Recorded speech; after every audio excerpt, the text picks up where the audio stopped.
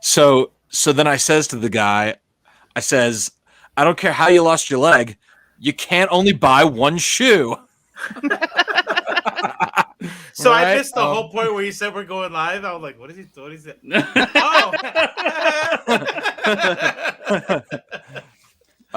Friendly neighborhood nerds. Oh, whoa, got people in the chat. What's up, Jules? What's up, Michael Malone? Michael Malone, like the one out of like 5 times a year you stop by is when we're giving stuff away. Weird. He's like, this is weird. The last time, dickheads. we got Aramis here too. Aramis, you get nothing. Hey, Aramis. Nothing. If you're in the chat right now, you probably are aware that we're giving away a whole bunch of stuff. By the way, I'm Judah Rad. This is Robo Strange. This is G Money. And that is Chris Runt. I got the directions right this time. The first time. That was good. I got the directions right. This is I Freaking Love Comics Club Valiant. We're going to be talking about Harbinger Volume 2. It is called Renegades, and it's this trade paperback right here. It contains Harbinger number 6 through 10. We've all read it. We're going to dissect it and talk about it. But you know what? First, I think we should give some shit away. What do you guys? What do you all say? An excellent idea. Let's do it. Yeah. Excellent idea. Okay. If you're listening to this as a podcast, though, you're already fucked. You have to come to the live stream for this stuff. Yeah. Yep. You just you missed the boat. I don't know what to tell you. I'm sorry. Judah doesn't like podcasts. Blame him. Do you think I should give something awesome away right out the gate, or do you think we should? Do you think we should save the awesome for the end? Right out the gate, awesome. The proverbial early bird gets the worm. Yeah. Okay. Early bird special then. What about this really awesome Quantum and Woody variant cover? What do you think about this? This is by DNA. Wait, say what? Sorry. That is an excellent thing to start with. Let me just make it big real quick.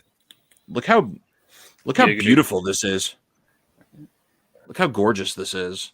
I'm gonna laugh if this is the amount of people that stays with, because like there's gonna be like these 4 people that just getting a bunch of shit today. Yeah, if it's just the 4 people in here, you're all gonna win stuff unless you're exceptionally unlucky. Yeah, man.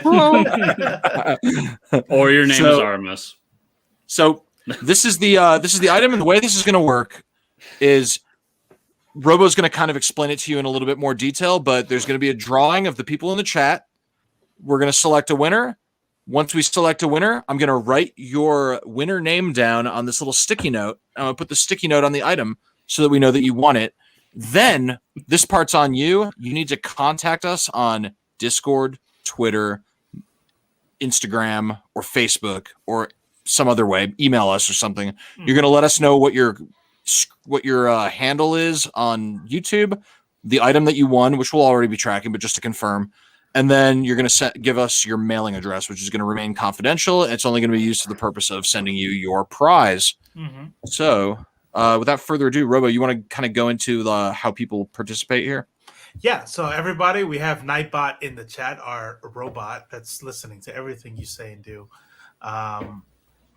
Put in the words, stay valiant, VALIANT, no space, stay valiant. Go ahead and do that now. And there you go. I see Danny M is in there. Danny, I'm still mad at you. Can't wait for next week. Let's see. Jules, there it is. So do it just like that. Everybody who's listening, stay valiant. No space. I will be looking to make sure that nobody does it and maybe misspells something. So we got Danny, Aramis, Jules, Michael Malone, Aramis, Gilad, Annie Pada, Dakota. Robo, let me ask you a very important question here. Yeah. Are you banging? Straight banging.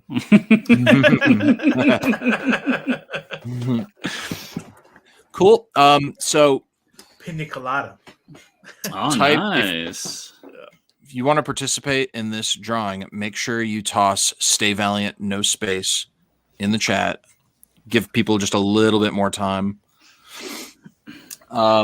This is a gorgeous cover, by the way. I really like DNA's work. DNA does like a lot of Valiant variants, And I love variants that don't have words. Like it's a comic book looks so dope when it has no words on it, doesn't it?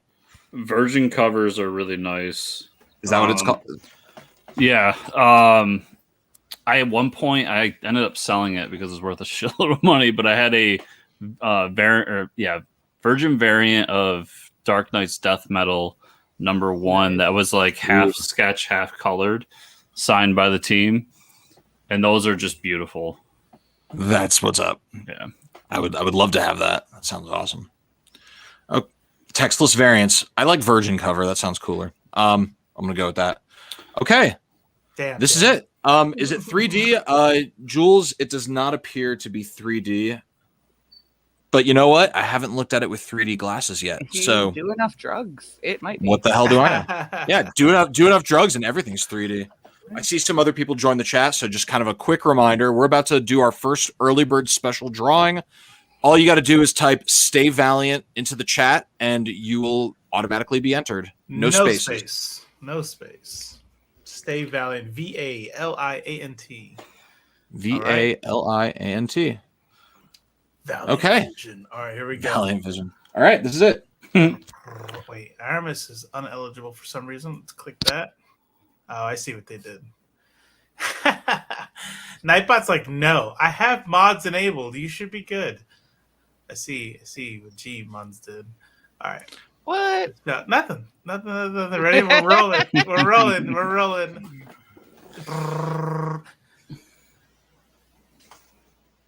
Boom. Ooh, Danny M. That Nightbot has Nice. announced.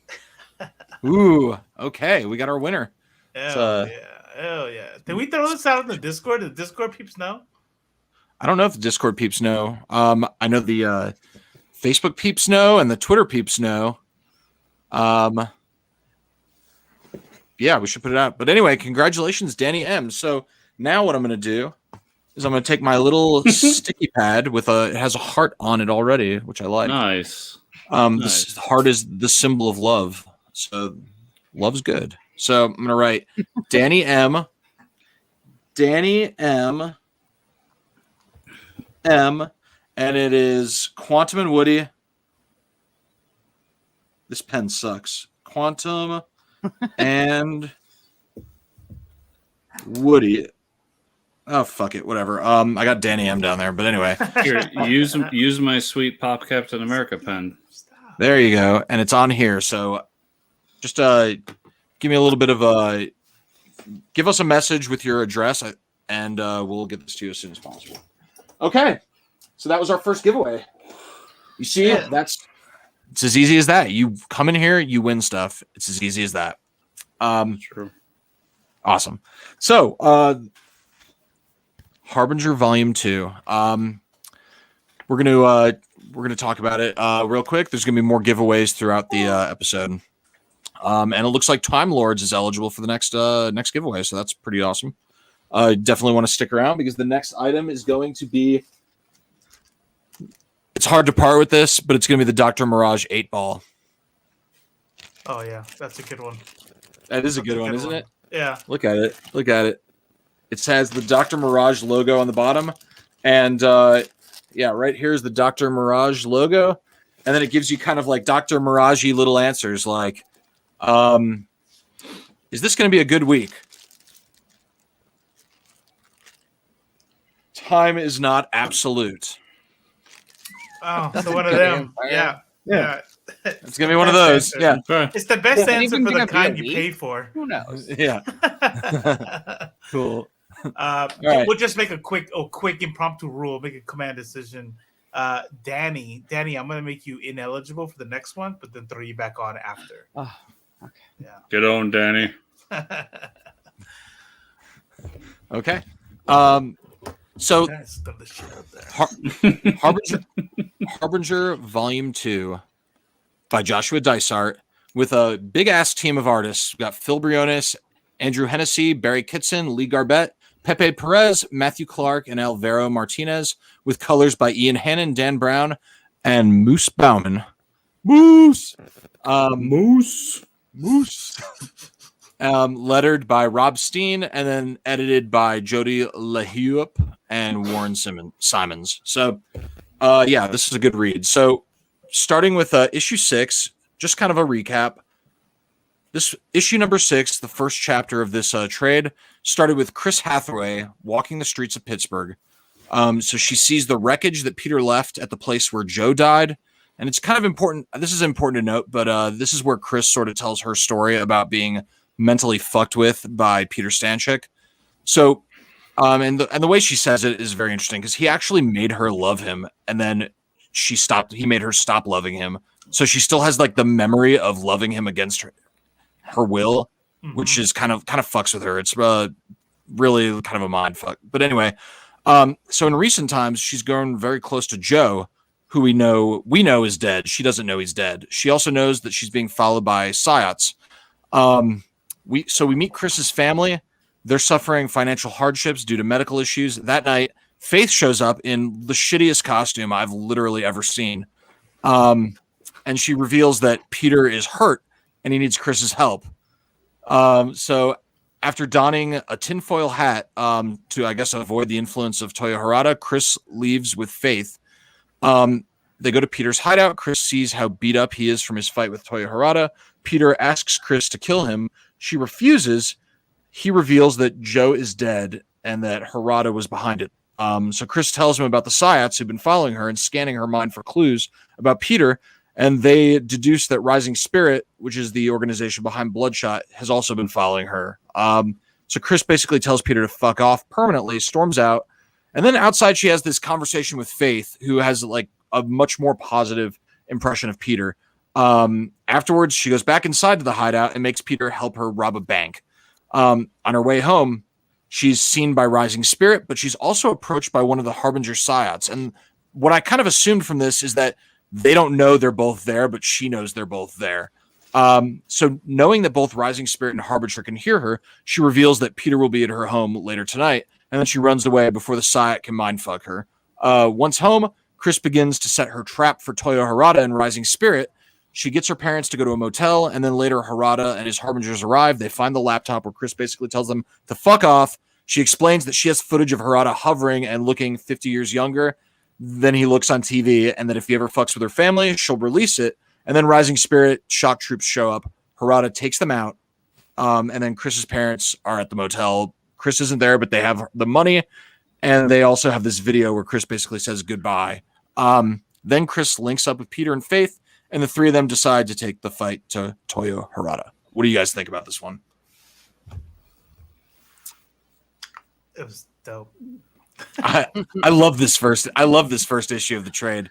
Yeah. And when Josh talked to us, he mentioned that he wished that that had been included in the first trade because it kind of is like really ties up that big ties up that first arc. Right. I liked seeing everything from Chris's perspective, and I felt like I got to understand her character a lot better.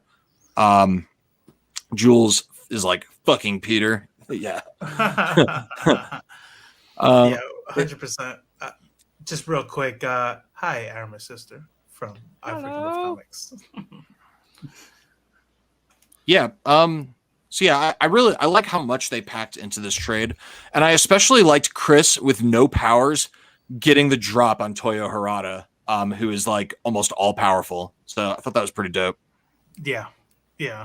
But I can't wait to show that panel in issue 7 though. So I tell you what, this I agree with you. This whole thing was good. When Dysart said what he said, and then recently, right? Hey, Chris, have you talked to Dysart yet? Have you come on? We're having Dysart on next week. Nice. Okay. A couple weeks ago when we talked about whether or not we liked Volume 1 or whatever, however long it was, time has no meaning anymore. But when he said that, and then I reread Volume 2 this time because I've already gone through Volume 2 before, and yeah, 100% I agree. This issue is the end of last Volume 1, not the start of Volume 2. Agreed. And it's great. I love it. Yeah. What do you think, G? I think this one was my favorite issue in this trade. Mm. And yeah, I think it would have been better on the tail end of the last one. Are you saying it's all downhill from here? It's Yes. not. Yeah. I can't wait to hear what Chris has to say. I agree. This should have been in the last trade because it does tie up some loose ends. It doesn't fix my issues with Volume 1, but it does tie things up a little bit better. Remind us what did you have with Volume 1 and what are you talking about here? I think my main issue with Volume 1 is that I was out on the main character from the beginning. We had a long... Everybody can go back and listen to it. We had a long discussion about rape and how I felt like he was a rapist after issue 1. Right. And it doesn't complete that. And actually, in this issue, I start to feel even more for Chris because he not only takes away, like, he not only does the act that takes something away from her, but then he takes away her, like, I'm trying to think how I would feel in that situation. It's tough being not only a man, but I've never been in that situation. But I feel like if I was her, my big thing would be like, I want to, like she said in issue 1, cut his balls off and fucking kill him. And then when he comes to her like just crying and saying, please kill me, it takes something even more away from her. So I hate him even more in that moment. I'm so glad that you said that. Yes. 100%. When he was like, well, just kill me. I'm like, God, it really irritated me because it's like one of those people because now like go ahead, yeah. I think I know what you're saying. Who wants to apologize, but in apologizing is like, but feels, look how sorry I am. Like, it's like, no, that's not the punishment. Like, it's me. I'm the victim. Like, don't act like you're the victim in victimizing me. So yeah, no, I hated that whole thing. It's right? and now always about kills him. He made it so that if she punishes him or hurts him, she's doing what he wants. That's right. I feel like when you are the victimizer in any scenario, and being a big sports fan, this all usually comes to athletes, but your job if you get caught doing something or you did something wrong and you want to do better, and that's your thing. Like, I know I fucked up and I need to do better. Now, each and every one of us has to make a decision whether we forgive that person or not. But your job isn't to go to that person and beg for forgiveness. Your job is to be a better person and hope that one day that your victim can forgive you. Right. And I feel like which isn't owed. I think we said that last time, but it's not owed. And Dysart said exactly that. He goes, so we did that volume 1. We had the discussion. We're having it again because they addressed it here in this issue. And Dysart said straight up, he goes, I'm not sure that that anybody ever needs to forgive Peter. Like, he's not written to be forgiven. Yeah. And it sucks because I think any one of us might be in the same situation. Whatever kind of trauma or victimization we have, now put that in a post-apocalyptic world where I'm like, okay, I fucked you over, but I'm kind of your only hope here. So you're like, okay, cool. I guess we gotta fucking do this, yeah. Right. I also was thinking, and it's been a long week. I haven't had anyone to like bounce this off of, so maybe you guys could help me with this. But I was thinking after this issue in particular, the power set of being able to change somebody's mind and basically turn them into your puppet, which is what kind of Peter did and has done throughout Volume 1 and then this. Also comes across to me as a villainous power. Right. Mm-hmm. Right. Like, how do you use that? It's interesting that I don't know what Josh was going for with this because we didn't really talk to him about it, but it's kind of interesting how Chris knows how this feels. She knows what a violation it is, but now she's on board with it happening to the right people. She's okay. They do sort of address it, but she doesn't really like resolve it. She just mentions that she feels conflicted about it. So check this out. I mean, look, we are on the left, and we don't like whatever. We're not gonna go down that route. I'm just setting the stage real quick, and then we say, well, would you ever kill people in war? And we're like, well, if they're the bad guys, or if we have to save people, or if another Hitler arises.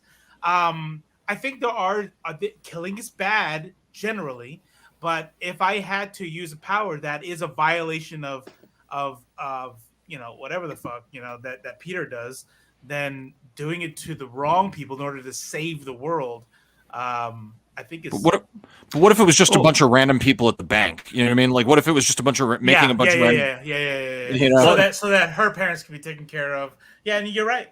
The way it was going through my head was, could this power be used for good? I mean, there's a way, I guess. You could probably talk yourself into a version of this that is. But when we look back at fiction as well, especially comics, I couldn't think of a single hero who had this power and used it. Like, I feel like maybe Professor X is capable of this, but I've never seen him do it. I mean, he makes Emma does. And that might be a bad example because I'm not a big X-Men fan, but I mean, that's just what I'm trying to say. Is I was trying to think of somebody else who had this power that used it at all or on the regular and was just like, yeah, this is a cool power. It really feels more like the villain has this power and we have to stop him from using it. Right. It's definitely very, very much not clear cut like you might see in like Marvel or DC. Like, I think it's designed to be conflicting and sort of uncomfortable, even when it seems like they're doing good guy shit. You know? Yeah. But I think it's interesting because you do have to ask yourself, okay, this power set, like, he didn't choose that power set, right? So if you get that power set, when is it okay to use it? You know, like, and if you are going against an enemy, when is it okay to use it? You know, right. I know, given our experience of, we just add a little bit of real world stuff, that there's like levels. It's called compartmentalized information, right? And so I guarantee you 100% that there are a layer of security in the military or whatever organization that has no fucking clue what's happening 50 feet behind them because they don't have a need to know. They just have to stand at that gate. But in the movies, those people are fair game, right? So they're like, I've been told to sit here. I'm an 18-year-old in poverty, and I've joined the military. And in the movies, that guy getting obliterated is boop, you're fine because you're in the military. They're on the bad team. That's right. Yeah. So well, I mean, we have these kind of conversations like, when do you use the power? Who's okay to use it on? Who's not? Yeah, it's the joke I made about Black Widow, where she literally killed hundreds, if not thousands, of people in that prison. But as viewers, we're supposed to be like, yeah, but they're Russians. It's okay. Yeah. Yep. Dehumanization happens all the time. Yeah. That's why people didn't like The Last of Us and The Last of Us 2, is because it made you think about the people you were killing. Perfect. Yep. It's such a... There's so not an answer to it, because imagine we were in a righteous war. Let's say it's like World War II, but on steroids, where we are defending against someone that's just trying to obliterate us, and we have no choice but to fight this war, regardless of our views on violence. Even the most pacifistic among us, we have no choice or we die. Let's say we were involved in this war. If we were unable to accept any collateral loss on the other side of the wire, we'd probably lose. Yeah, like, we wouldn't be able to strike any targets. We'd lose. So it's like, is that an acceptable crime to hurt innocent people to defend yourself? You know what I mean? Judah, I think the historical event you're looking for is really the dropping of the 2 A-bombs. Like, there's the conversation of, it's that type of war, and we could drop these bombs that are devastating and kill thousands. I don't like that example. I mean, I get where you're going. I don't like that example because those bombs we now know that it was completely unnecessary. Yeah, but I'm saying at the time, when you look at it historically, like, that was the conversation. Like, do we do this and kill possibly thousands, or do we keep the war going and kill millions? A non-problematic way, you could look at it in Star Trek terms, because like Vulcans do have that philosophy of like, strike first and strike hardest so your opponent can't get back up. And then you're not using real world examples where millions of people died needlessly. Right. Yeah. It's a tricky subject. Yeah. But no, the answer is probably no. I think what you have to do is, and that's what's probably happening here with Peter, and we see it happening even with Chris, is that the answer is, in order to stop a great evil, how many innocent people are there to die? And I think the answer is something like, and I know not everybody agrees, and it's okay if you don't, but like, for example, Judah as and few I as possible. agree, Judah and I agree that in the legal system, the death penalty, how many innocent people are worth dying so that you can get rid of this amount of people, and we say zero. None. But we say that because there's no necessity for any evil people to die, because once they're removed from society and put in prison, they're not a threat to anybody. Killing them is more related to revenge than it is to public safety. Do you know what I mean? Yeah. But if we take into account, like, hey, I need to stop this evil, somebody has to convince me that, hey, this thing that I'm doing, this military necessity that has to happen, that this room of people have decided it needs to happen, there was no other way. Or is that just the most convenient way? Or was that the cheapest way? Or was that the quickest way? But was there no other way to kill all those civilian people? Could Peter have done something else? Could a Black Widow have gotten in there without killing every soldier? Maybe the answer is no. But you really have to fucking think about that. And if your answer is, yeah, I guess I could have gone this other direction, then maybe what you did was kind of fucked up. This is just funny. Sorry, it's true. Oh yeah, that's true. Yeah. I think at the end of the day, the point here that we can put it down is that life is full of gray areas, and not necessarily black and white.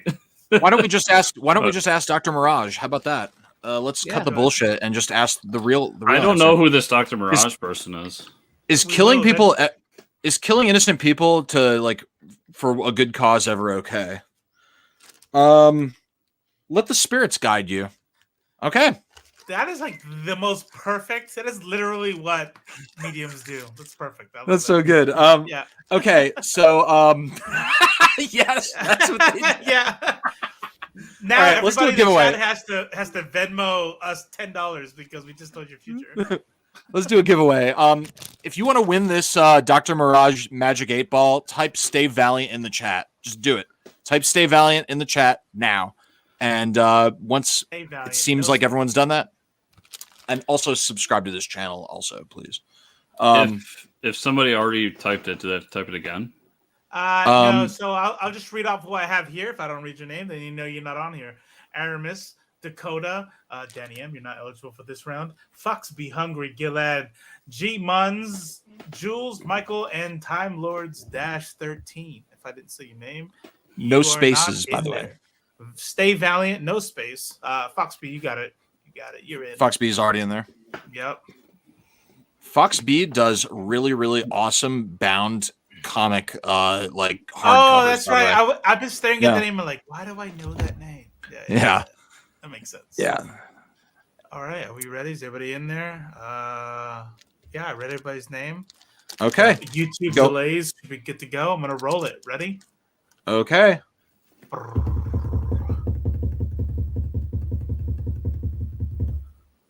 Malone. Michael Malone. Good thing you fucking decided to show up today. Michael Malone has won something. Finally. Awesome. Yep. Awesome. That's exciting. Good for you. I'm gonna write your name on it. Michael Charles Malone III. Oh, Michael Malone. Okay, I'm gonna take the sticky. I'm gonna put it on the bag, and we're gonna get this out to you. And Michael's gonna be like, "All right, guys, I gotta get out of here. It was nice hanging out with y'all." Jules in the chat. I'm gonna call you Jules McCracken because I have a friend that we call Jules McCracken. You said that what we were talking about was tackled in Squadron Supreme. Could you send me the issues that's tackled in? Because I would love to read that. Let's give this away too, real quick. Yeah, just give it away. That giant mouse pad. Mouse pad. Yeah. Look how awesome. I gotta show how awesome this is. I didn't claim that. Check this shit out. Look at this. Is this a mouse pad? Because I've never seen a mouse pad this large. But I mean, is it thick and spongy? It is. It's mouse pad material. That's a mouse pad. It might be a a playmat for card games. It could be a playmat for card games. Yeah. This is great. And it smells nice and new. It's really good. Want to give a quick shout out to Danny, Dani, Danny, Oh, yeah. because she put this stuff together for us, and it's awesome that we get to give it away. And just thanks a lot. Also, big thanks to Greg Katzman for hooking this up as well. Yep. Big thanks to Valiant. This is really pretty dope. Here you go. Here you go. This is it. So, But DMG still pay your fucking artists. if you're 100%, if you're new to the chat, if you just joined in the last few seconds, type "Stay Valiant" with no spaces into the chat, and that will make you eligible for this drawing we're about to do for this Bloodshot card playmat / mousepad / spongy. I don't know. I would put this on my wall, honestly. Like, I would just put it on my wall. Yeah. That was pretty dope. That's Yep. pretty dope. Should we do it? Just roll it? Fucking roll it. Okay, yeah, let's do it. Let's roll it. Let's see. Who is it? What is it? It didn't do it. I know who it is. Oh, yeah. What's up? It's not there it is. Oh, Dakota Poor. Wait, why are you so happy, G? All right. Congratulations, Dakota Poor. Poor. Okay, and that is going to go right here, and we're going to get that out to you. So, And look at that. Just like that, Michael Malone is now eligible again. Dakota, you are ineligible for the next roll. ineligible. Sweet. People are winning stuff right now. Can you feel the energy in the room of people just winning things? It's like being in Vegas. It's electric. It's like being in the Vegas, only you don't lose any money. It's just all free. It's like the Vegas like the heaven version of Vegas. If you want it to be more like Vegas, I can send you my PayPal information. Cool. All right. So yeah, we're on issue number 7 with Flamingo, which I really liked this issue. So basically what happens, this issue starts off with Project Rising Spirit and Harada having their confrontation from the last issue. And we see the PRS troops basically get completely disintegrated by a royally pissed off Toya Harada. It's really, really, really awesome. And me and Robo were kind of texting about it when he was reading it. It's just so badass. Yeah, there it is. So now we get where it's like a week later, Toya Harada is at his headquarters and he's been informed that Peter, Chris, and Faith have just interrogated Rachel Hobson. And if you remember, she's one of the Harbinger operatives. They've also stolen some Harbinger uniforms. So Toya Harada enters Rachel's mind, where Peter has basically created a construct of Joe designed to torment her. Harada probes her memories, where he discovers that Peter is aware of the bleeding monk, which we still don't really fully understand, but it's a big secret, and now Peter knows about it. Toya witnesses the interrogation where Peter punished her with the memories of Joe. He also sees that Peter wants to activate other psiots. So now it's weeks later, and we're meeting Charlene for the first time. She's an exotic dancer who also happens to be in a terribly abusive relationship. Peter, Chris, and Faith show up to the strip club that she works at. There's a brief flashback where we learn that Charlene had a really rough time at home, and she moved out at 18, and then eventually she got to New Orleans where she met Huxley, who's her piece of shit abusive boyfriend. Now we're in the present. /pimp, yeah. So now we're in the present. Charlene agrees to go back to the motel with Peter and the gang. Once they're there, Faith and Chris are hanging out outside. Peter goes inside, activates Charlene, her innate psi abilities. Charlene basically goes like full Jean Grey Phoenix, erupts in flames, blasts out the roof of the motel, and then she lands on the street where her boyfriend /pimp finds her. And then my favorite part of the whole issue, she roasts his dick and then blows up his car. And then Faith finds her, and that is the whole issue. I really, really, really liked this issue because it was just, but boom, 1-2 punch. It was a quick, it was just a straight to the point, good fast pacing. And we kind of like got this awesome Flamingo origin where we learned a lot about her. We learned to like her. We learned we basically got to know this character in one issue, and it also set up the rest of the story. So, and that panel that you have right there, that's my favorite one. It's so dope. I can hear her accent, like even though nothing but a freedom fight, darling. Yeah, I know. I feel like I know this character already. She's great. I love it. What did the three of you think about this? I love her. I love her. I didn't like the way that they kind of made her and Chris kind of go at each other a little bit, but I thought that was kind of like, what are you doing? But yeah, I mean, the origin story was great.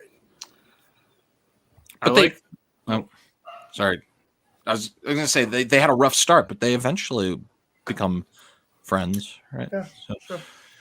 I like the whole getting the gang together aspect of this, like going and trying to find these different not mutants and activating their not X genes and bring them together. I like her story because I don't know, you really feel for her and what she's gone through and like how someone like that is treated in society really does ring true, unfortunately. Mm-hmm. I think my big gripe on this issue is this is where I start to dislike Chris. She comes off as kind of harsh and rash, and it really she continues that flow through the rest of the volume. But other than that, it was a decent issue. I think that you feel like you know her already because you have already met this character because she's a trope. Mm. Yeah. Like all the female characters in this book are tropes. Mm. Like I honestly I liked Valiant better before they had female characters because at least they weren't bad female characters. That's fair. That's fair. But in this one, in my dude, she's brain literally a fiery redhead. Like, are you fucking kidding me? Well, like, yeah. you couldn't even get more creative than that. That's fair. I don't That's know. fair. I don't like her origin story. I don't feel for her. I don't think it's creative. I think it's a dude's perspective on how to make a sympathetic female character. Interesting. Okay. How can I make a man care about her? Not how can I make her an actually realized female character? Okay. I think when you're dealing with a character created in the 90s and you're bringing them to today and you have one issue to kind of bring her to the audience, it's a little I would want to give it more time than just these few issues to say that she's flat. You're not going to get everything in one issue would be my like a little bit of a pushback, but okay, yeah. And like, I'm sorry, the scene with her like, oh, and then I had to run away because my family didn't appreciate that I'm just free with my body, and that outfit she's fucking wearing. Are you like, oh, Daisy Dukes and the tittiest showing shirt you have, so you can go get in a truck with a trucker because any woman with a brain would totally do that. Right. Like, no, Right. That's for the male gaze. Right. It's just, that's fair. I will say that even if it's a swing and a miss, though, there are certain elements of society that, especially in the 90s, we saw demonized and which automatically was the bad guy, right? We know how Jean Grey is. We know how the typical, like, you know what a good person does. A good person is chaste. A good person is this way and that way, right? So we have drug, and so what Valiant seems to be doing here, again, respecting that it might be a swing and a miss, or it is a swing and a miss, especially with what he has her wearing. But it's what I still can appreciate is the fact that we have drug addicts, which is a trope also, which is like, okay, got it, you're a drug addict and now you have to fight your way out, and your best friend that died, and that's actually the one I didn't have a problem with. It's taking the people that typically are demonized in maybe past media and making them actually maybe not the heroes but the protagonist. Sure. Yeah. And so I can appreciate at least that. When you have the big splash page of, hey, now we get to talk about the stripper, and then it's like, bah, splash, and that's like the biggest. But we know what they're doing right there. We know what editorial was driving right there, and it's unfortunate. And hopefully they get better with that as the series goes. Probably won't, but but I can still, if I can look past that, it kind of reminds me of me and Cypher were talking about, like, just as an example, how annoying it is when we see the same old lady killer, smooth talking Hispanic dude who in that scene has slept with at least 3 women in those like 6 panels, and it's like, because that's just what we do, which is like, okay, is there any other kind of Hispanic out there? Oh yeah, the next one is they do your lawn or something. But if I get somebody who's like grew up with migrant parents and grew up poor, and their older brother was killed in a gang fight, but then those are tropes and that's annoying, but it's still cool to go, all right, that was annoying to see that really tropey, stupid white version of a Hispanic person, but that's cool. He's a hero. Like, do you have any of that? No, fuck that. That's fair. That's fair. I think I missed your point at the end there. Been, like, same with like I don't know when it shows up, but you see Livewire again, and like, I get it. I get why it happened, but it weirds me out that she, the only black woman in the series, calls a dude master. And I get it, because he is like acting like a master to her, but it's like, that's weird. That's really weird, especially coming from all these things being, I'm assuming, I don't know, I've never looked up Joshua Dysart. I am assuming he is a white, cisgender, heterosexual man. We have 2 interviews up on our channel. You should I don't have time to watch 3. We have 3. 3.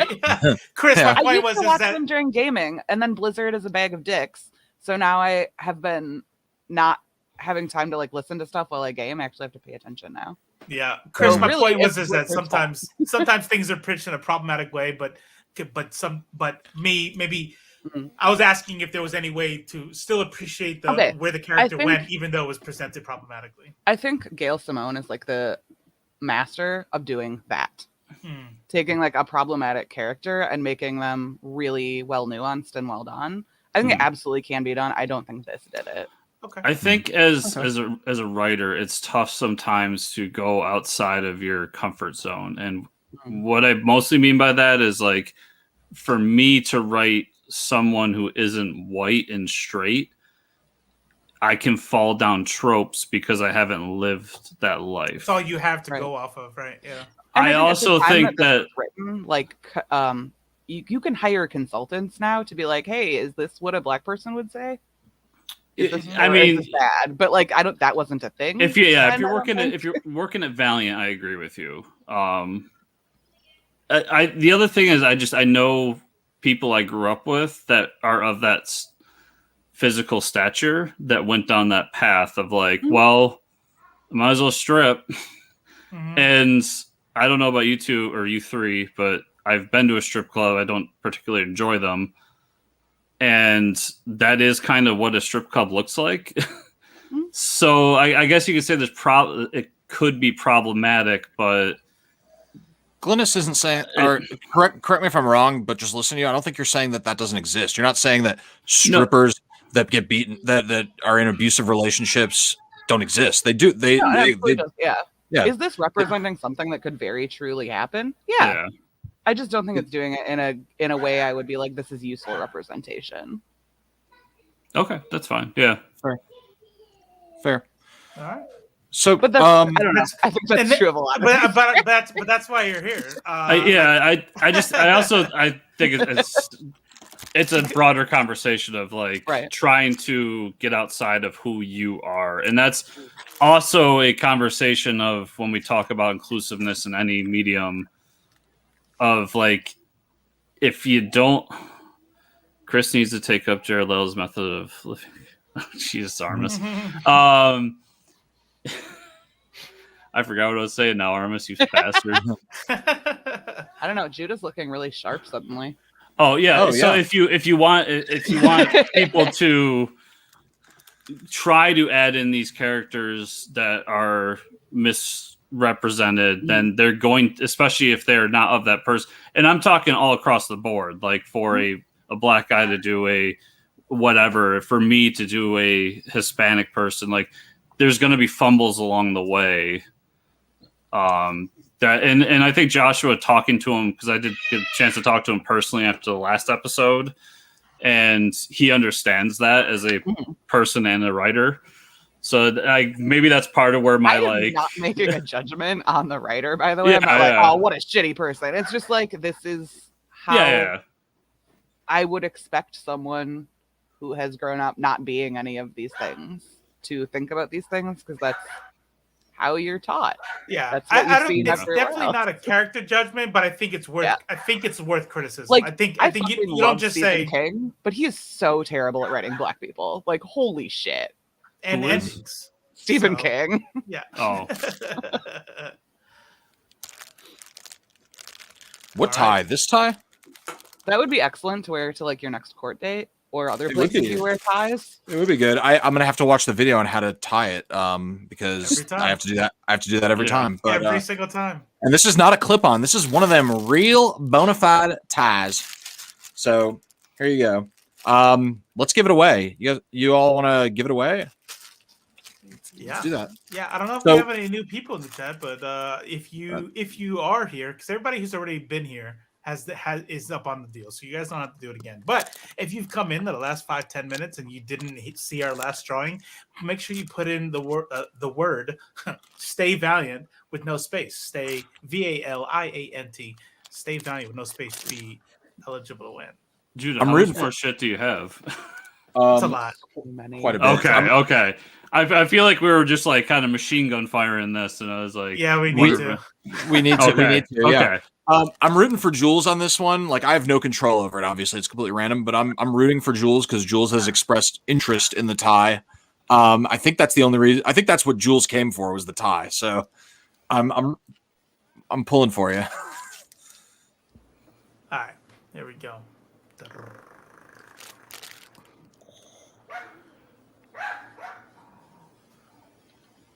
Boom. That was Fox Be Hungry. Fox Be Hungry has won the giveaway. You are the proud owner of a new Valiant tie. Let's make this large real quick. I think Fox Be Hungry left as well. Yeah, look at this thing. Yeah, you have to be present. I think Fox was fine with bowing out because they had to go and potty train some kids. Yeah. So people don't get taken off the list if they leave. Yeah, maybe I have to do a reset. Congratulations, Fox Be Hungry. I'll go ahead and write your name down on this. Do we want to? Well, let's do this. He's got it, and then if he doesn't show up by the end of the show, we'll re-roll it. Yeah, I think that's fair. Yeah, put that aside. Fair. So you have to be present to win. So let's go ahead and I know he's a friend, but if he doesn't show up at the end, we'll re-roll that tie, and maybe Joe can get a second turn. I got the tie off to the side. Then let me small in myself. Okay. Cool. So we got issue number 8 now, Torque, which I think I'm the only person who loved all 4 of these issues. So issue number 8, Torque. When we meet Torque, he's in this mental retreat / power fantasy thing that he's created for himself, and it's called Torque-Hala, where he's this massively strong dude who carries an axe and apparently bangs a lot of mermaids. So after that brief glimpse, we see Toyo Harada approaching Livewire, who betrayed him in Volume 1. They're on the psionic plane that exists in Toyo's mind. He demands that she help him find out where Peter's going next. So now we're in Chattanooga, Georgia, and then Charlene, who we're going to call Flamingo from now on, Faith, Peter, and Chris approach Torque's auto. After mind-fucking the older brother, Peter's just on a spree of mind-fucking people, but after mind-fucking the older brother, Peter walks to the back room where he finds Torque. Torque is this sickly, like, small, slight kid, and he's in bed. So Peter talks to him about psiod activation and what that is, and while he's doing that, Rising Spirit shows up in helicopters.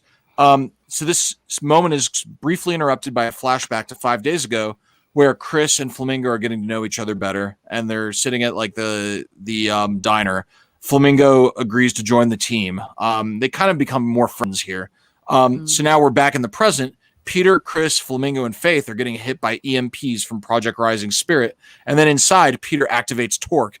His power is that he can psionically build a physical construct around his frail body that has the strength and appearance of his Torque-Hala persona in his power fantasy dreams. So like in a very Hulk-like moment, he bursts from the Torque auto place and he starts smashing Rising Spirit. With some help from Chris, Peter takes charge of the battle, starts issuing psionic commands, and the issue ends like in the heat of battle. I thought this was fun. I think Torque is an interesting character. I like the Torcala, and we're going to see a lot more Torcala later. But it's just kind of funny. Like, he reminds me of like every kid who listened to Pantera back in 1998. So it's kind of funny to me. Yeah, and I mean, this is not a lot happened here. This is a very short, even though it's the same page length as all the other issues. It was just very much like one scene almost. Mm-hmm. Mm-hmm. Yeah, I thought it was fun. What was the general? How about Glynis and Chris can tell me all the reasons why they hate this hate this issue?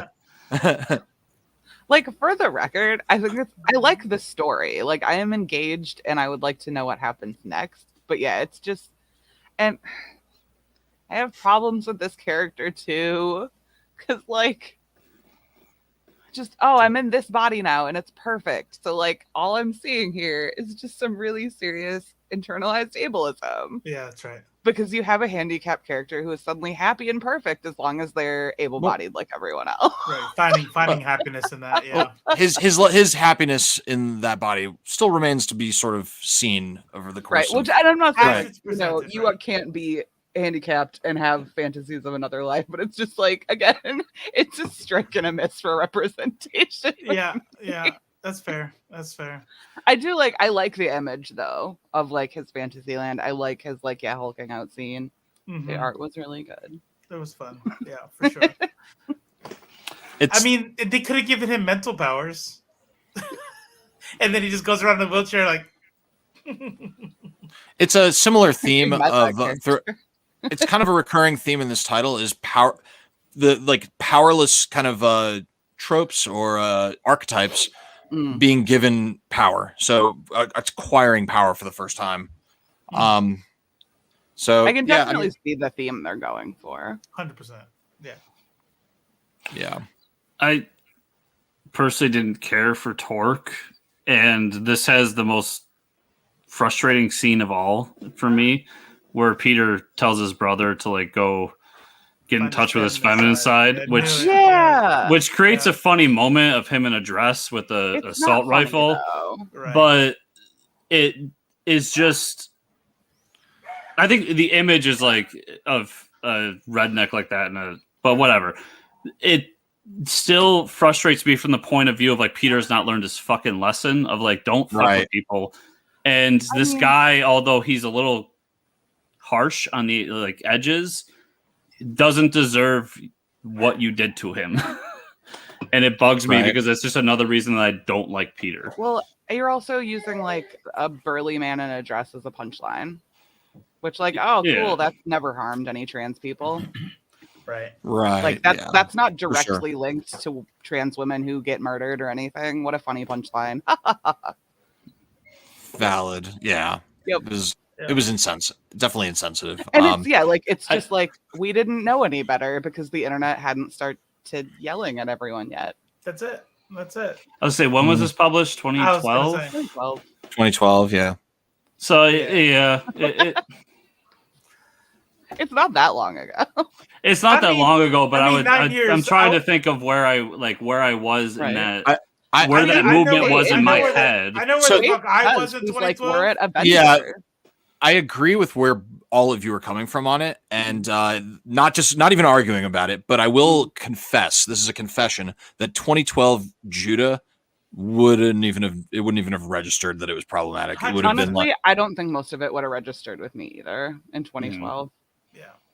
And I think that's, I mean, we a lot of people, including myself, if I'm being honest, like shit on woke skulls and all that stuff. But I think without woke skulls, a lot of us really wouldn't know what is appropriate and what's not appropriate. Maybe the level of anger and the level of banging people over the head. Okay, we can argue the method and the intensity, but I think you're right. I think there's a lot of stuff we wouldn't hear, because let me tell you something. I know.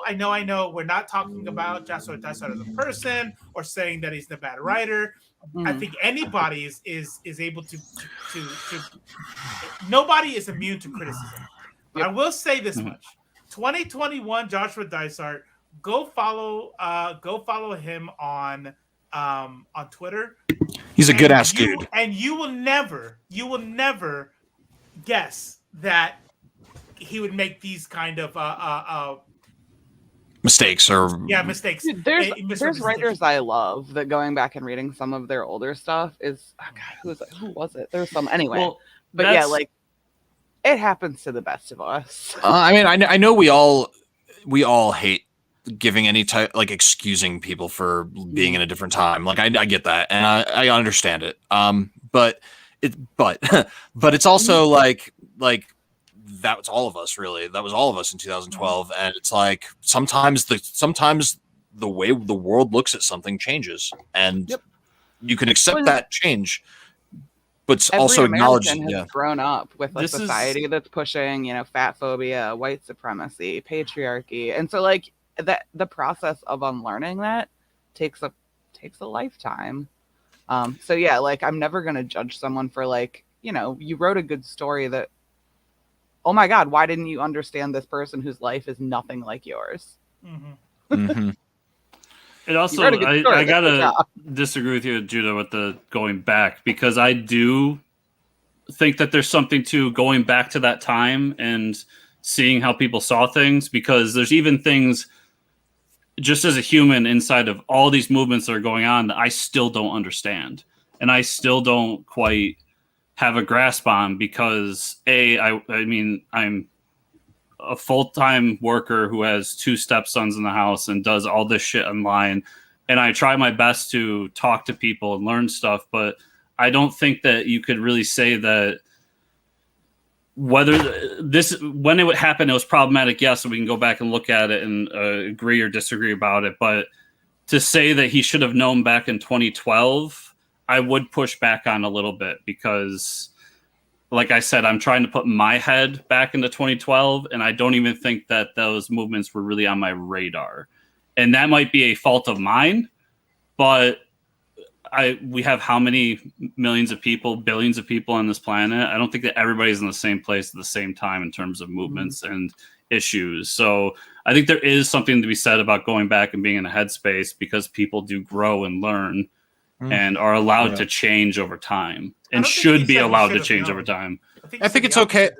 I think he said he doesn't like to go back and say because of a place and time, and that's what I'm pushing back on. I will say that I will say this is that saying a product of your time can be a little shitty at times, depending on what you're talking about. Like if I used to beat up homosexuals in high school, like it was the 90s. What are you gonna do? I think there are things where you're like, no, this was wrong. Yeah. There's a difference between harassing people, which has never been okay, and using like a certain word as like a word for things that suck. Versus, like that's still shitty, but it's also like, yes, might not even register on your radar if nobody's talking about it. Yeah. I live in a lot of words I've used that I didn't realize until someone directly said, like, hey, that means this, right? And like, I did not know that. Thank you. And it doesn't mean you're a piece of shit. It just means you were ignorant. Yeah. And we all have some form of ignorance that we need to fight on a daily basis. And right. And I think the reason I push back, Judah, is not to cause friction or be an asshole. It's to say that we see so much where people go back and are like, you did something 20 years ago, and maybe we can talk case by case of what it is, but a lot of times I'm just like, I think time and place though is important in that. So I think I didn't really present my view well. It's not that it's not that I don't think people should be judged in the context of their time. I'm saying that it can be a cop out depending on the thing, like Robo said. Yeah. But it's also worth using that context to apply understanding while still criticizing, but also applying understanding. You can multitask with it. You know what I mean? You can do both. I live in a very strict world of grays, and not I don't like definitive statements of black and white, because very few things in this world are black and white. definitely. Like the Suicide School movie sucks. That's black and Except white. for cows. Cows are black and white. You see what I'm I saying? got You brown see ones what I I'm can saying, show you. Gino? Oh, They're right over You there. think there's Yeah. not going to be a debate next week? So Oh. I think you're really batting 100 with your takes, by the way. Speaking of batting 100, in order to bat 100, Baseball. you need a baseball, a Valiant baseball.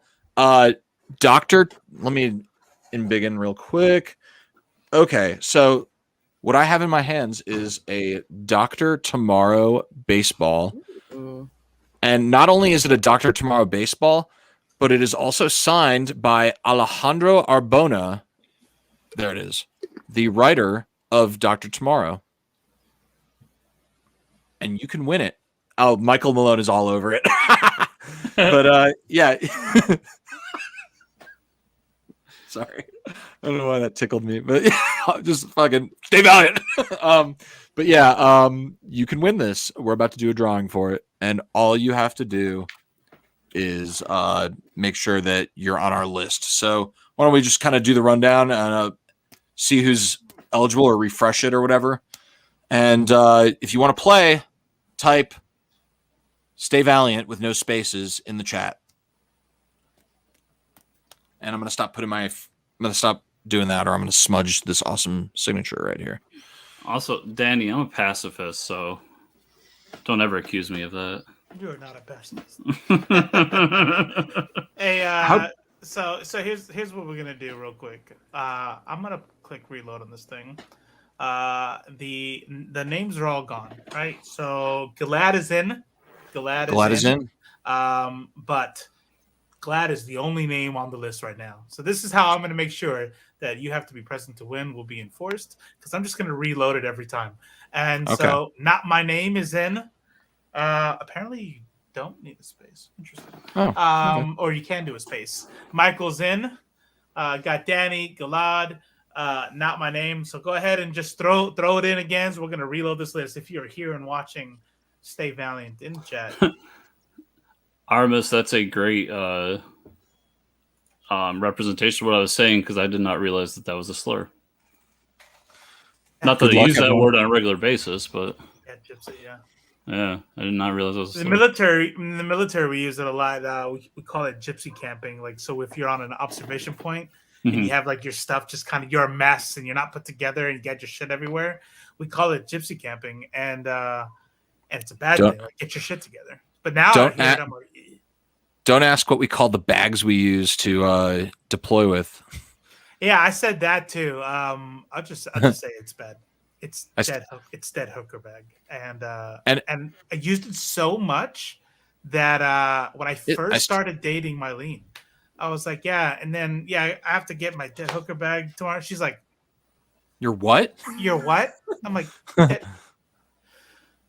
"Oh, that is not okay. That's like it's like wife beater. It's like a wife beater tank top. Like you hear it so much, you never stop and be like, why am I calling this shirt a wife beater? 100%. That's one from day one. I was like, that seems a little like. I remember the first time I heard it, I'm just like, that does not sound right. Do you know why? So check this out. We're coming from different perspectives here. Do you know why that one? My rationale. It's not okay. Yeah. But my rationale and why I continued to use it. It wasn't anything towards women or beating your wife. It was shitting on the kind of person who wore it. So for me, I was like, I'm not justifying beating your wife. I'm saying you dudes who wear that look like pieces of shit, like the kind of dude who would beat their wife, which doesn't make it okay. But has everyone put their name in? A whole different kind of discrimination. Yeah, well, I'm okay. Looks like we have 1, 2, 3, 4, 5, 6, 7 people on this one. That's everyone. I'm looking at Dakota, Danny, Gilad, Jules, and not my name. Are we missing people? See, I don't see Michael on here, but he put it in. I don't know. I think he just was like, he was like, I want a thing that's good enough for me. Peace out, guys. No, yeah, but he put it in. I don't know why his name's not on here. All right, well, Michael, throw your deal in there again. Do it again, Michael. Michael, do the thing. Do it. Do the big head. Danny is on here. Galad is on here. Who are we missing? Now my name is on here. Aramis, do the thing. You're not on here. Dakota is on here. I think that's it. I think it was Michael and Aramis. Okay, cool. Let's do it. But hold on. I don't know why Nightbot is not wanting to do it. I wonder if we could manually put him in there. What's the deal, Steel? Oh, I see what's going on here. Boom. Mods was deactivated. Okay, so now Michael's in there and Dakota's in there. All right, cool. Let's roll it. Armis really wants this baseball. Who gets a baseball? Danny M. Wow. Danny getting a little box, getting a little gift basket. Cleaning up. Wow. Okay. I'm gonna write that down here. Danny M. Makes it a little easier for me when I go to mail this stuff. Yeah, it'll be cheaper. Fuck. Okay. There's your name right there. Okay. Don't use my employer. So where were we? We're on issue number 9. This is the Faith issue. This is I love this one. I'm just to assume that I love all these. So this one starts off with flashbacks, Faith losing her parents, and then what I thought was cute and kind of just fun and lovable is that she measures time in terms of nerdy movies. Yeah, so, I saw that. Yeah, which is just lovable as fuck. So we see her powers start to manifest shortly after Peter activated her, and now it's the present. Peter defies Chris's wishes, rushes into battle, only to get immobilized by Project Rising Spirit. They set a trap. Torque finds his brother has been killed. When he also gets captured. Chris and Flamingo are also caught. So everyone's caught except Faith. Faith manages to get away. We get a brief flashback of Faith inheriting her parents' comic book collection, all these long boxes, and that's kind of how she became a huge nerd. I was kind of jealous because I've always wanted to inherit a fuck ton of long boxes. Back to the present fight. We see Faith. She decides to go full hero mode and suit up. By the way, this is the best panel of the okay, there's a lot of this is like one of the best panels of this entire volume is her deciding like gotta fucking be a hero, and she goes through her like suiting up montage, like the gloves, the boots, the fucking thing, and then she does her hero pose. I really dug that. Anyway, she's the only hero left to save the day. We see Chris, Flamingo, and Torque. They're all rounded up by PRS troops, as well as Tull, who's that old fucking guy from the first volume. Chris explains to Tull that Harada is manipulating him, even though he thinks he's advancing Project Rising Spirit's interests. Peter Stanchek is just a big drooling mess. He's hooked up to Psyot dampening machines and appears to be experiencing what I would call discomfort. Faith is sneaking around outside the compound. She's planning her rescue. She has another flashback to when she first rescued Peter after his first fight with Harada. I thought this was kind of cute how they did this because she has a thing for Peter and they show it in like super cartoony way, which I liked. It made me smile. Then it's the present. She's climbing in through the window and she unhooks Peter from the dampeners. And that's the whole issue. Again, just fun. I know that it's about to get shat on, so I'm bracing myself. I know that bad. I know that it's all wrong. It's all bad, but it boosted my serotonin. It had all the things that I like. Everyone gets fucked except our one hero who's about to go save the day. We have a cool suiting up for the first time sequence, which kind of like in such a dark title, the Faith stuff is really necessary for me because it really just kind of like the joy and fun of superhero shit that really isn't present for most of this comes out through Faith. So I really dug it. Anyway, yeah, there are characters that are written for us to project on, right? And what I really like is that Faith is our projection character. You know what I mean? And usually it's like some stale, bland character. We talked about it in when we were talking about Mortal Kombat, the last movie, where the main character is so boring because you're supposed to just put yourself on them. But in here, we have a fun, like we're all nerds. We're all readers who would be like, how would we be if I finally got some superpowers? And we probably all would kind of suck at it at first because That's Mhm. and we all have long boxes full of comics, and it's like that's why I love Faith. Yeah. Mm. Yeah. I did Oh, really no. like her backstory with her parents. I liked that they're Trekkies. I like the long box. That was really cute. She's undeniably a really cute character. But But She's terrible fat representation. here we go. Tell me why. I love it. She can't pass a bad guy without them commenting on how fat and unfuckable she is. they're bad guys, And- though. Yeah. They say shit. I'm They just say like, shitty shit. okay, but like, did they say that about any other character? Well, No, they they but only bad make guy- fun of her. but bad guys in real life do single out fat people. I know, it's just like no other character gets commented on anything about them. But we have to talk about how the fat character is fat because that's normal, right? That's how society is. So we should do it in the comic book too, right? Like no, like it doesn't need to be done. It's Okay, not so important. You're not so doing that to any other character. I can definitely see that point. Like you don't have to put it just because it happens. And you have to have a fat character, obviously, that hates themselves for being fat. That Because that's reality, right? I would say, And you have that's to have a fat character who has a crush on any boy who's remotely nice to her, right? Right. And the Right. fat character has to be relentlessly friendly, right? Like she's the fat friend. She's your fat friend, TM. Mhm. She is Mhm. non-threatening. She is non-sexual. She is happy to be there. Yeah, no, she is what a straight-sized person thinks a fat person should be. Fair. Fair. Yeah. I'm I would excited say, to read dude, Jodie Hauser writing her. I would only argue that first point, but there's like 70 more points that you brought up that are Right, like, yeah. that are, so it's like whatever. You're right. Is she a joy on the page? Absolutely. Yeah. But it's just What's up, Fandom Stranger? Yeah. You ready to win some stuff? Yeah. Hey. Sorry, I didn't mean to derail. No, you're right. All right. Yeah, those are things that I definitely didn't think of, but you're right. You're right on all of them. What about you, Chris? That was a fine issue. I mean, her backstory is whatever. Suit up. What about the suit up? I mean, the suit up was fine. The Trekkie thing. I'm not a Trekkie, so The suit is bad. points off for me. I It's a bad. I it's just the didn't think actors it, suiting it, up. Yeah, you're right. it was an origin story plus how do we get the main character out of the bind, and mhm. other than like her moments of her just being joyful and being kind of not what everybody else in this book is, which is kind of shitty. Mhm.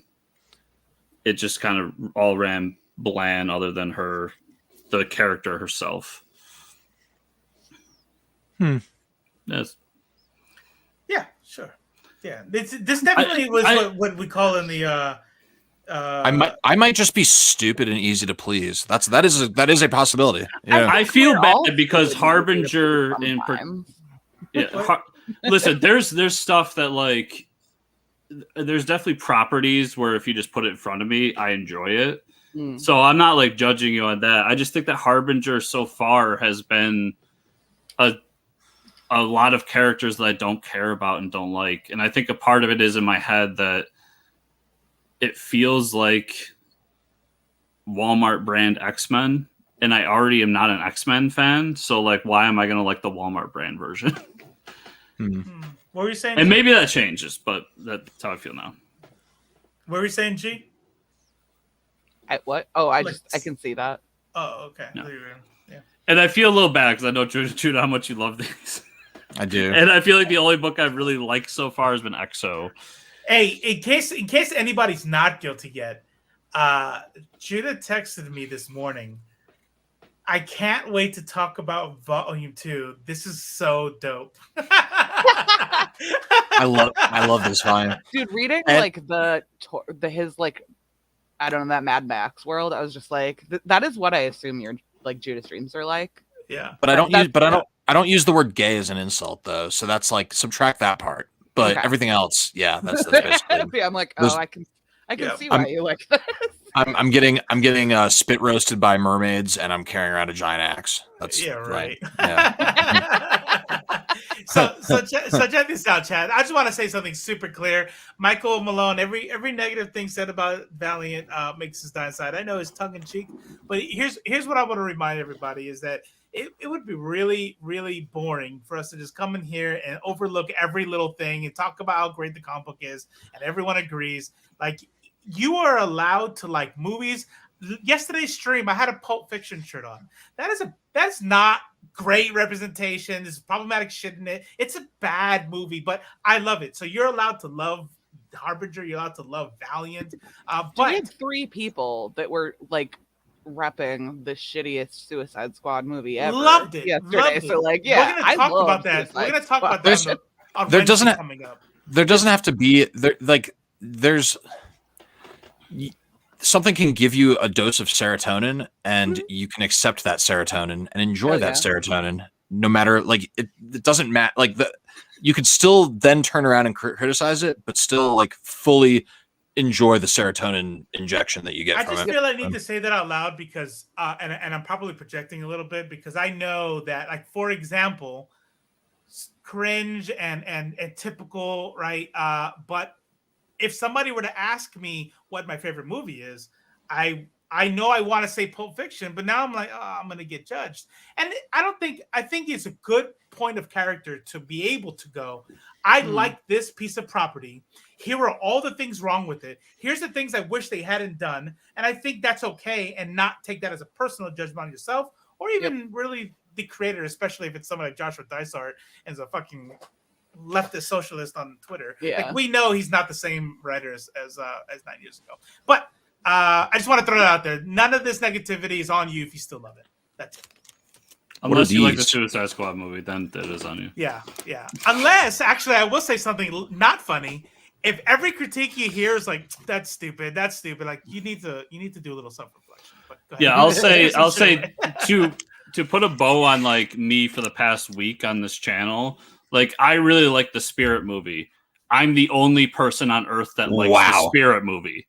So like, bring your judgments my way if that makes you feel any better about all the negative stuff I've said over the past week on this channel. I'm about to look up the Spirit movie because I don't know what you're talking about. The Spirit movie is regarded by everyone that's name is not Chris Runt as the worst movie, the worst comic book movie like literally ever made. Even worse than Catwoman? Man, they haven't watched. Those people have not watched Suicide Squad. Catwoman versus the Spirit would be a very interesting what's worse conversation. What about the first Fantastic Four? Was that better than the Spirit? Forgettable? It's forgettable. It's not. First and second Fantastic Four are not terrible. They're just not good. They're just just bland. Yeah. What are these, by the way? Those are awesome. That's what they are. Don't these look dope? Those are actually razor. The edges are razor razor sharp, and you throw them, and you can kill people with them. Yeah. So these are Peacemaker of you. These are Valiant pins. One of them is a Savage pin. Well, pins are sharp, so you're close. And one of them is a Shadow Man pin. So I think we should trading cards. Like go really good on a hat, maybe. I think we should do just a quick 1-2 speed round. Pick 2 winners, one for each of these. If you're in the chat, you don't want to give those away together. Should I give them away together? I would. You're already going to spend $6 sending them to somebody. So yeah. Okay. Okay, fine. So whoever wins this wins both of these pins. You are going to be the coolest kid in school. So, all right, Fandom Stranger, you're already on the list. I got Aramis, Dakota, Gilad, Jules, Michael, not my name, and the Fandom Stranger. If I didn't say your name, you have 30 seconds to put Stay Valiant in the chat, and you will come up as eligible. I think Danny M's gone already. No, Danny M said he should bow out, so he doesn't win anymore. He got the Heat game for. Hearing a lot of weird noise. What's the noise? Where, bro? Never mind. Not anymore. You're going in and out of fishbowl mode. Yeah. Yep. You're back in the fishbowl. So I have the gain like way down because my grandson. Yes, my grandson is here. So like, there's a lot of stuff happening outside. And Mylene is so kind. Hey, Grandpappy, who we got eligible for this drawing? Eligible. How about we just tell you who the winner is? Shablam! What? Oh, snap. Aramis? Oh, reroll. Aramis can't win. Wow. Love you, Aramis. Ace is in the chat. What's going on? You just missed the last giveaway. It's not the last. We have. I mean, the last one, like the previous. the most recent. Yeah. Mm-hmm. Okay, so Aramis gets the pins. Okie dokie. Lucky Cool. Oh. Cool. So we have we got one more issue in this trade, and again, spoiler alert, it's another one that I really enjoyed. So starts off with Peter having a vision of the bleeding monk while hooked up to the PRS dampeners. The bleeding monk, they have a conversation, but the important takeaway is that the monk cryptically says to Peter, "Go west." Peter snaps out of it when Faith unhooks him, and together they come up with a plan. Peter pretends to still be immobilized. They they rig the is Jerry rig a bad one? I don't know. They rig the machine to make it look like Peter's still hooked up to it, even though he's not. We see Chris, Flamingo, and Torque. Torque is back in his like frail state, and they're trying to plot an escape. Peter's placed on a CH-47 Chinook, and the other three are placed on a second CH-47. Peter goes full badass, makes his captors kill each other. Then he lobotomizes everyone else except Tull. Faith goes to free Chris, Flamingo, and Torque from the second Chinook. She busts in. Chris gets free. She starts like wasting people with a gun. And then Faith frees Torque from the Psyot dampening helmet. He immediately starts to torque out. And then we get kind of a brief flashback of Peter's friendship with Joe. Then we go back to the present. Basically, it's just how they became friends. Then we're back in the present. We see Torque. He's laying waste to Project Rising Spirit troops. Everyone evacuates the helicopters right as Peter makes them collide with each other. And then Peter carries Chris. Faith carries Flamingo. Well, until Flamingo learns that she can fly. And then Torque, who's like basically super resilient. Nobody tries to stop him from plummeting. He just falls, plummets, does get banged up pretty badly, but he lives. And then later they're at the motel. They're all suited up in their Harbinger uniforms. They are now the motherfucking Renegades. And that's the end of the issue. Next, Harbinger Wars. So, Nice. I mean, what more as a like comic book fan, it's just the protagonist beating the fuck out of the antagonist. So I just want to say I need a name. I need a name for this trope. This is a trope now. It's official. It's a trope. The arm rip. The sploosh of a we talked about it with Shark what's it, Ineune? I forget his name now. Thing we did Sentry did it, we did Wolverine did it. It's the splash pull apart thing, which by the way I'm not saying I don't love, because I do. I fucking love it. But we gotta think of a name for this trope. But anyways, that's all I want to say. The splash rip. Yeah. Yeah. I really like, my favorite thing about this is the whole Peter's hooked up to the chair, but nobody realizes that he's not really hooked up to the chair. And then everyone realizes they're fucked way too late. Like, I just like that whole, like, bad guys realizing they're fucked when there's no chance of them surviving or saving themselves. So I enjoyed that. So, gee, what was wrong? What was wrong with this? I didn't really have a problem with this one. All right. Oh, nice. Yeah, I thought it was Sweet. a good, like, the team comes together. It was good. It was. I had one problem with it, and I think you're all going to agree with me. They're out of the helicopter, and Peter's carrying Chris, so now she has to get saved by this dude. Kind of I sucks. didn't even think about that. She's the only Like, one I with don't know. powers in a group of powers. Yeah, no, I mean, it makes sense. It's just Yeah. I don't know how Phoenix's powers work just yet. Faith can't hold Flamingo, whatever her name is. But how about this Jean Grey? But I don't know if she burns Right. people. Can she carry people? I'm not sure yet. Faith definitely cannot. But yeah, I mean, I feel you, but I'm not sure if there was any other way. She's still rusty with her powers. You saw when she was under the vehicle trying to like flame those dudes, and she just fucked it up. Yeah. That was pretty funny. Like, was that supposed to? Yeah.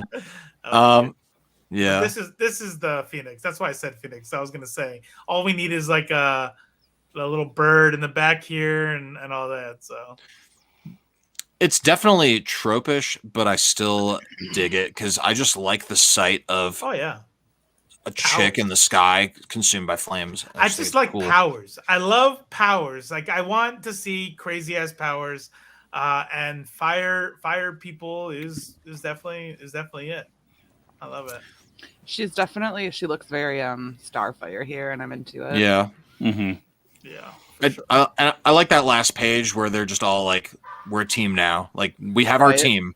That's why this volume is called Renegades. I think if this was a show, this would probably be my favorite episode. I love it when the team comes together. I'm a sucker for that. This is definitely this would be the end of the season. Yeah. Yeah. Buy me a Coke. But that's definitely it right there. This would make a good show, I think. Oh yeah. I really do, yeah. What do you guys think? A CW or I know we hate CW, but I think CW needs to be shut down. Yeah. HBO. Gotta be sci-fi. I could do sci-fi. Ooh. I think I still miss sci-fi's alphas, which if you guys have not seen that was a great show, but it was canceled on a cliffhanger. So like if you don't wanna I still haven't seen I haven't seen Firefly for the same reason, so yeah. So I wanna go Chris. Sorry. I was just saying my overall feelings was it mirrors the first volume where we had set up, big fight scene. And then my two big issues with the volume as a whole is going off what Judah said. If Chris and Peter end up together, don't worry. I'm really going to be mad. And once again, I get to the end. I'm like, I care about one of these characters and the rest I kind of could do without. I'm definitely down to see more of Flamingo's outfit. I like it. Yeah, it does look cool. I'm telling you right now, Faith's outfit is bad. It sucks. I like the top. The bottoms, I think, I don't like more form fitting. I think they're like it's a fat character, so you can't have it be form fitting. I don't like how the button down shirt goes outward. You know what I mean? Like the shirt, the shirt. No, see, yeah, exactly. The top I like, but knowing that it's a two-piece, I'm imagining pants, and she has to button them up underneath her boobs. Like where's the waist? See, I'm imagining it's like a one piece. Yeah, like that coat is on top of the leotard or something. Yeah, like a jumpsuit underneath. Okay. I can see that. It's like a coat. But how did she go to the bathroom? That looks super. It has a butt flap. Yeah. Nice. Underneath the cape thing. Like the old school cartoon ones with two buttons on the corners. Yeah. She did say it's got like superhero fabric, so maybe like it just wicks and reabsorbs or something. I don't know. Maybe do you think just piss yourself? Do you think it's weird that they're fighting the Harbinger Foundation? The Harbinger Foundation are their enemies, but they're using a bunch of uniforms that they took from the Harbinger Foundation that have the Harbinger Foundation logo on them. Like, that's kind of that's weird to me. It doesn't seem weird to me because, like she said, it's fancy like superhero fabric. So like you use what you have. Best shit they have. Yeah, use what you got. At least rip off the logo, maybe. Hey, so we have a quick. So that's the last issue of the volume, right? Yeah, that is the last issue of the volume. How much more stuff we have? So I got four patches. Yeah. 4 patches, which, well, I don't know. Is it weird to give one person these 4 patches? I guess we could. Yeah. Okay, so there's just rapid fire. You could do a patch with each trade. One. We could rapid fire the patches, and then I like that idea. The patch to a book. Yeah. Like, yeah. Oh, by the way, Judah, jury rigged is just a nautical term. Jerry rigged is a World War II term that is derisive towards Germans. So fuck them. You all have my permission. Fuck them. We got the Jerry pass. We do If you have wanna go PC jury rigged. If you hate German people, jury, yeah, jury rigged. like serving on a jury. Jury. Okay. Jury Jer- in a nautical wait, Jer- term means to build from scratch. When you're Jerry talking about rigged. Jerry The rigs the German boat one. Jury rigs the No, German opposite. one. They are both nautical terms. Jury is the original one. Jerry is one that came about in World War II, and it's like a bastardization of it. Okay. Oh. So Hey, just do to you want to show Appists want to see our shirts? Okay. They said that everybody wants shirts. Do you guys want to do that real quick? Sure. can you guys show full design T-shirts? Ooh. I could fall down. Boom. Show us. I think that Silver Surfer shirt is pretty dope. Pretty dope. Yep, Rod Lim, Silver Surfer. Gotta Oh, nice. catch 'em all. That is pretty dope. I like that. Let's see. I got. Let's see. Oh, that is dope. That is Jack dope. Nito. And then, goddamn! All right, there you go. There's your shirts. So let's go over what we're going to be giving away. We still the best stuff is yet to come. So let's just whet everyone's appetite. I'm just going to go ahead and do this. So first off, we got these 4 patches. We'll talk about This it. is from. Say what? Now, Danny asked a question. I was saying we'll talk about it. We'll talk about it in a second. Yeah. So this is from a series I haven't read. It's from Secret Weapons, I think, and it's is it from Secret Weapons? And I can't remember. I don't fucking know. But this is these are patches, so we're gonna give these away. Then we get into the really good stuff. We have, speaking of Faith, we have Faith #1 of her solo series by Jodie Hauser. And it's the gold logo, which is a rare kind of exclusive thing that usually gets handed out by the Valiant people at Comic-Con. So this is a pretty sweet little thing to add to your collection. Jodie Also- writes their solo series. Say what? Jodie Hauser writes the solo series. Yeah. I'm gonna like that one then. So now we got Now you know what I was saying. the Baltimore Comic-Con exclusive variant of Bloodshot. So this is just really just gorgeous looking. And then we have Bloodshot #1 from the Tim Seeley run, and it is also a gold logo. Look how shiny that is. Look at that. Look at that. So Gold just in logo. case it's not clear, so I know he already said it. He said it's rare, but the gold logos amongst the Valiant people are called Goldies apparently, and they're actually super rare because they don't ever sell them. They'll take up to cons, or they'll have like a contest within the comic books. Like they sent us 2 gold lettered ones to give out here, and they're actually pretty rare. Furthermore, and this is just a kind of little nice little cap off, and this is so dope that I kind of wish that I could just keep it, but we're going to give it away. These are both the same trade. This is Bloodshot Rising Spirit. It's kind of like this series was kind of like a prior to. This is like almost like a prequel miniseries, 8 issues about like Bloodshot working for Rising Spirit, going on like Bloodshotty missions and stuff. And it's pretty dope. You got a lot of talent involved.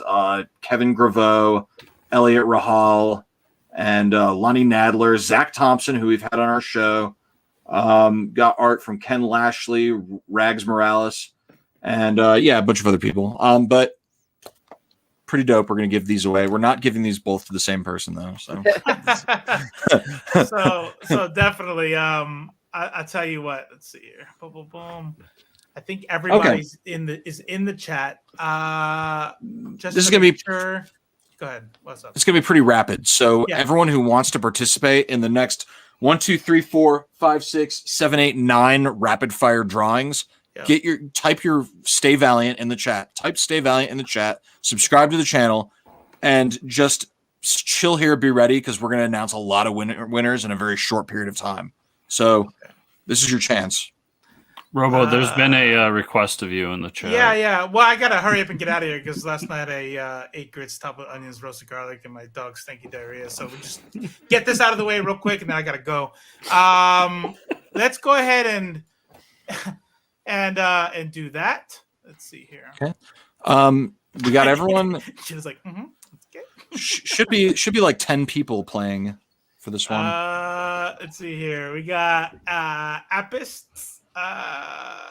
Aramis said he is bowing out. So Ace, Dakota, Galad, G-Mons, Jules, Michael, not my name, Phantom Stranger. Do you not want to be? I just noticed this, Chris. You're not on here. You're good. I figured I was bowing out since I'm a co-host. Well, I mean, yeah. but you do it for free, so I figured you get. I feel like it'd be kind of weird if I was like, "Yeah, I won one, guys." Like, all right, I think so. Here's the deal: G didn't put Stay Valiant in. Real quick, so we've been telling everybody to stay valiant. That's good. It encourages participation. But a little secret, I think I am for sure that Nightbot is pulling people from the deal. So you just have to be in the deal. So I'm like looking. I saw Ace put in right away, and they didn't put Stay Valiant yet. And I was like, and that's when I realized I'm like, they didn't put Stay Valiant. And I'm like, this is just pulling people from who are active. Okay. All right, so Nightbot just wants everyone to be included, and I think that's nice. That is nice. So let's start this off so we can wrap this up. We're gonna have a lot of winners here. Let's do. So what's the first one up? First one is this patch. Boom, G Money. Got him. All right, next patch. We're doing that. Yeah, I mean it's on here. Okay. Yeah. I clicked on Able and it's whatever. You guys are here free anyway. You want to log in? Log in on your phone real quick. No. Oh, okay. Yeah. Me? Right. Yeah, just log in on your phone so your name pops up. All right. You do this shit for free anyway. That was not a comment on you doing it either. I didn't even realize you were in it when I said that. You can judge me. I don't think they knew either. I don't think they knew either because when I said your name, I saw G's face go. No, yeah, I was like, does someone have like a really similar name? That's cool.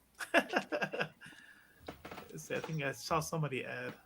There it is. Fortress Comics is there. There it is. Boom. All right. So boom. G-Mon's off, Danny's off, and Aramis is off. Okay. Rolling. Second one. Apis bin Senin. Apis. That STZ is fucking me up. Apis. Apis bin Senin. Let me write that down. Apis bin Senin. Alrighty. Yeah, reach out to us with your address so we can get you the shit. Boom. Boom. Next patch. Jules Kroll.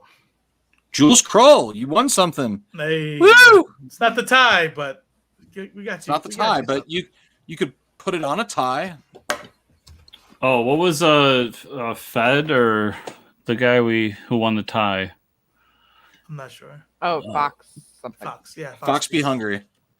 Fox, are we ready to call it on him? Or are you guys? Oh yeah, they left. So let's go ahead and we can do the tie again. Okay. The last patch goes to the Fandom Stranger. Fandom Stranger. Make sure to DM everybody. If you're a winner, make sure that you DM I Freaking Love Comics on some social media somewhere, and we will make sure we get these products to you. Let me get everybody back eligible again. Boom, boom, boom, boom.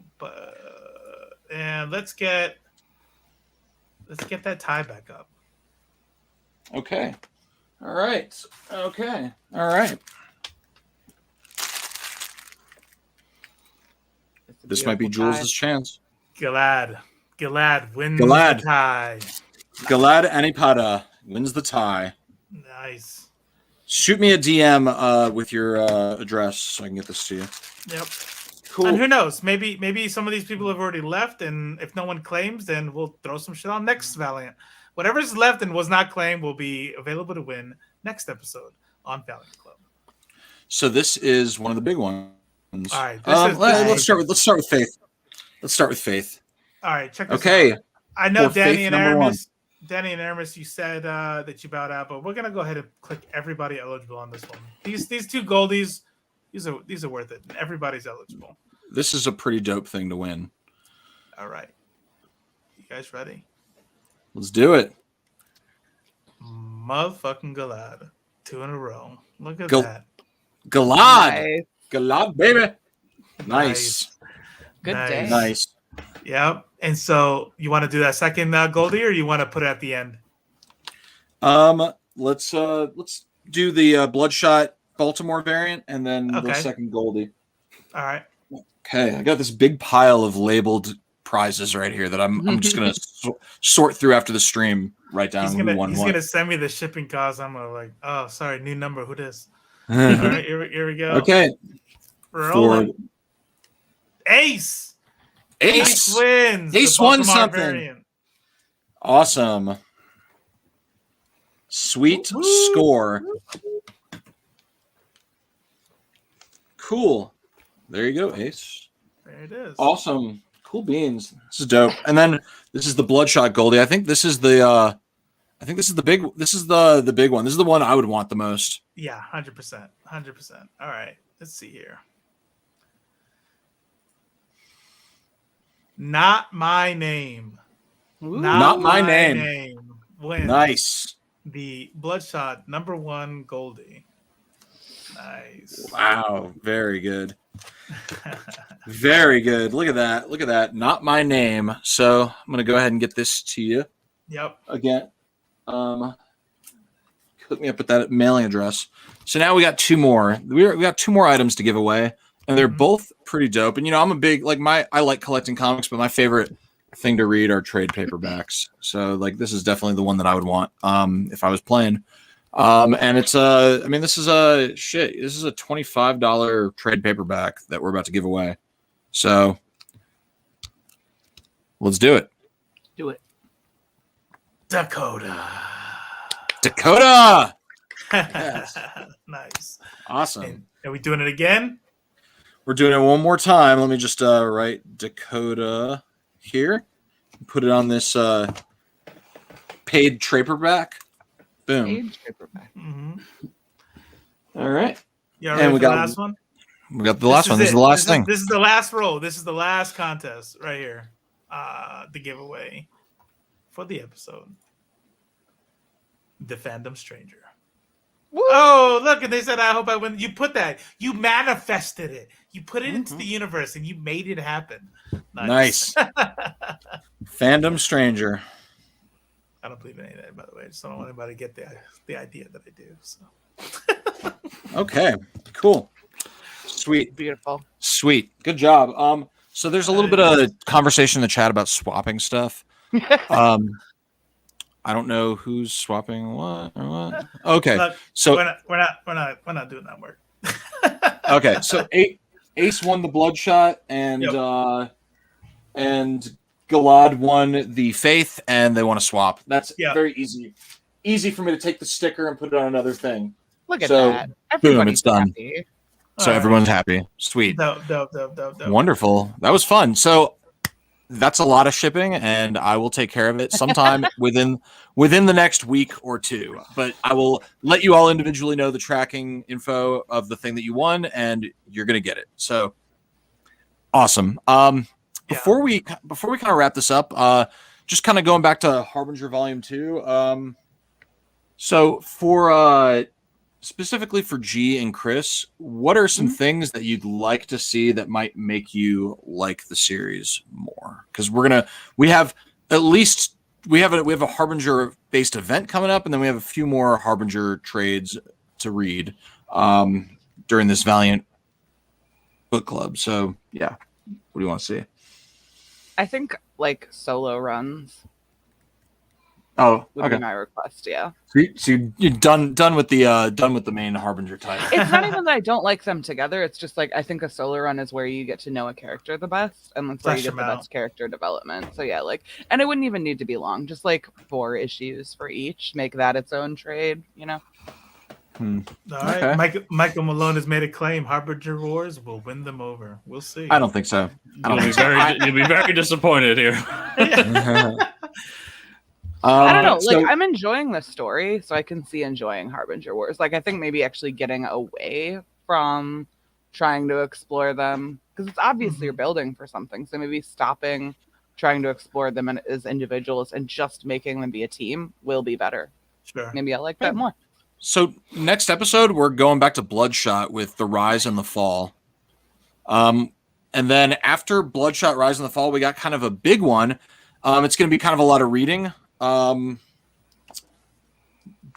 it's basically compiled in 3 different trades with the main Harbinger Wars event, which kind of, you're just looking at the cover. Look, we got Peter Stanchek, Toya Harada, Bloodshot, whole bunch of characters we haven't met yet.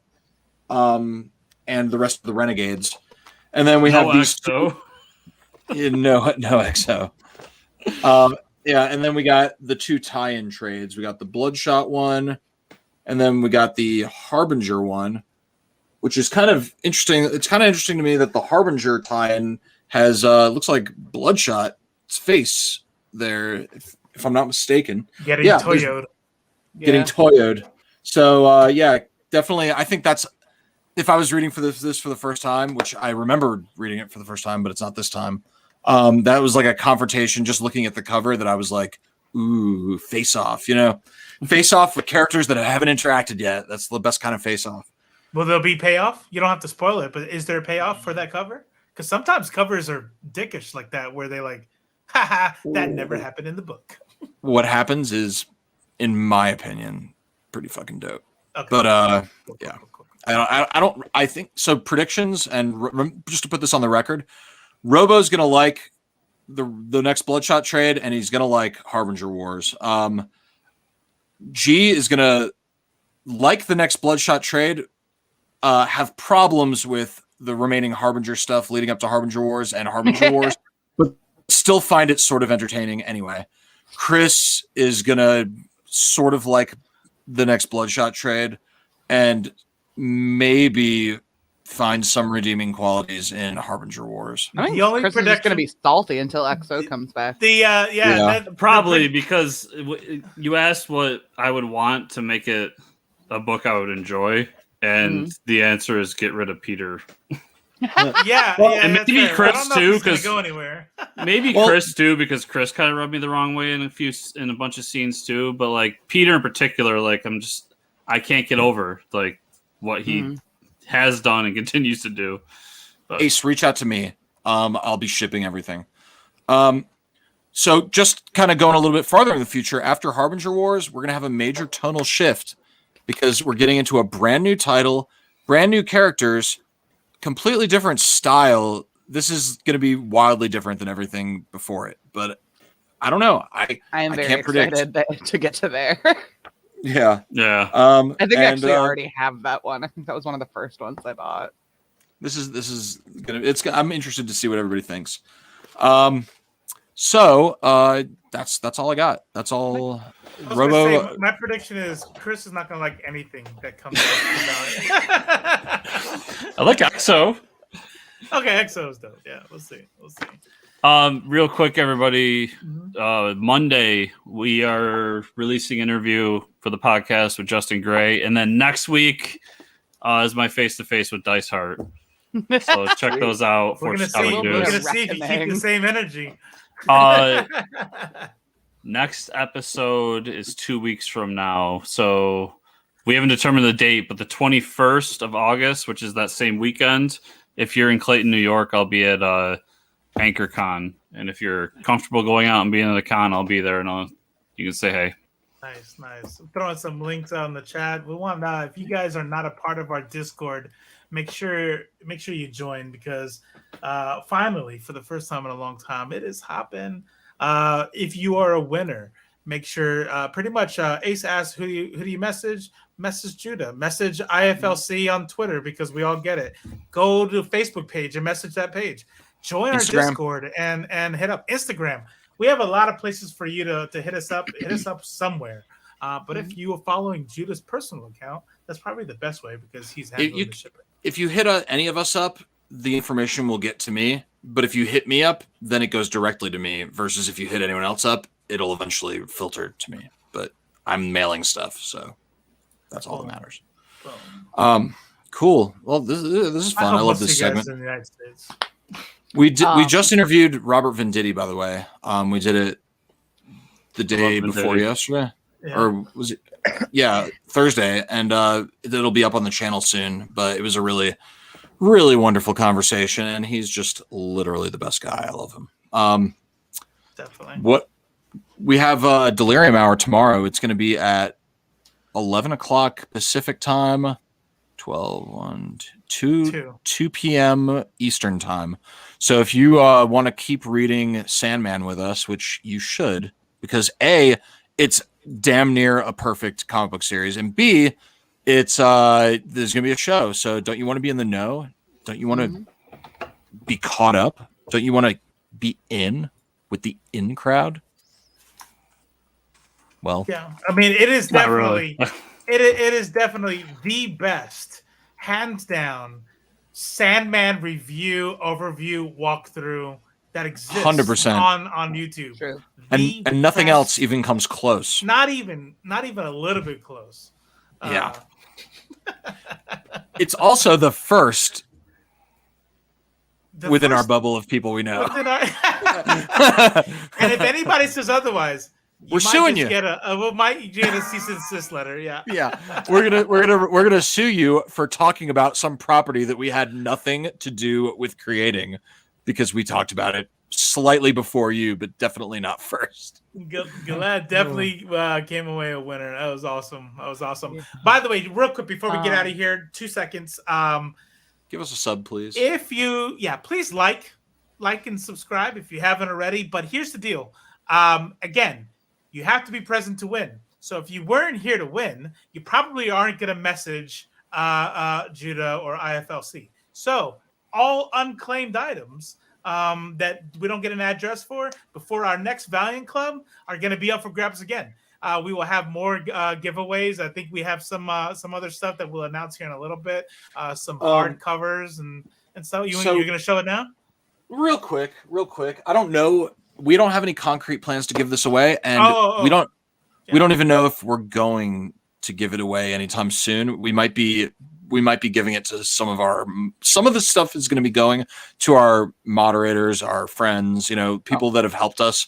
But some of this stuff might get given away. We just don't know yet. But just a real quick big thank you to Fox Be Hungry for donating these to the show. So I have all of these Valiant hardcovers that were donated by Fox Be Hungry, and super, super thankful for that. That was pretty awesome. That is dope. It was completely just a gift. Very, very generous. But we need to talk internally about what we're going to be doing with them. I know the chat wants us to just give all of them away. Maybe. But we want to, we'll talk about it amongst ourselves. But how dope is this? But if you want some of those, does he sell those? Does he do that for the side thing? So he didn't make these. These are the ones that Valiant released. But he also binds comics and stuff, right? As a hobby, he takes comic books. Like he's done this with the whole 90s Valiant line. He's done this with he's gonna do this with the Bad Idea books, and he's done this with a lot of most of the post 2012 Valiant books as well. He takes the actual floppies and he has them bound and sewn into hardcover collections. Mm-hmm. So he has like a hardcover of like the old school Solar Man of the Atom from Valiant, and you can like read it like a book without damaging it because it's in a hardcover, and it's just a really, I think, dope hobby. But I've never known sewn into the hardcover, right? It's sewn. It is. You have to destroy the original issue to make this. And he's destroyed some really awesome comics to do this. Like this dude gives no fucks. He's all about reading the books. I want to love it, but that hurts my heart a little bit. Well, he's gonna make a volume of. We were talking about it recently. He's gonna make a volume of all the Bad Idea books, like the first line of Bad Idea books. And he showed me like he's doing this with like a first print of ENIAC as well. So I was like, dude, you're committed. I respect it. But so You can if you find Fox Be Hungry on Twitter, he tweets about it all the time. A lot of pictures. You can kind of see what he's doing. But I think it's cool. Like, I wish that I had the resources, time, energy, know-how, and didn't care about comic book individual value to do this. To do that, because it would be cool to have like a library of all these things that are not on trade. So yeah, that'd be dope. That'd be dope. Yeah. All right. And keep your eyes open, everybody, because we might have a cool debate coming up next week. So on Wednesday, come find us on Live from the Apocalypse at 8 Eastern, 5 Pacific. And we're going to have a sit down. And it's probably going to get a lot more heated than any of us expect if last night was any indicator. And the topic is going to be, does DCEU actually suck or not? Now, some people are good in the middle. Some people say, yeah, but it's enjoyable. We'll see just how spicy this debate gets. Ooh, Chris Runt, you still going to look at your schedule? Do you know if you'll be able to make it or not? Maybe not. I got to talk to the boss, but I should be able to make it. So hopefully there, Miracle Man, hopefully will be there. And really, that's all you need. Danny M will be there. With those three, they're in a league of their own with their level of love and hate for the DCU. So it's going to be great. Judah's muted, so just be prepared, because my take is going to be incredibly aggressively, so fucking overwhelmingly neutral. That it's really gonna just blow your fucking minds. You're gonna be you're gonna get so enraged by how little I really give a fuck about that. But I think people are gonna be surprised by mine. All right. Okay. He's actually going to love it. That'll be surprising. Yeah.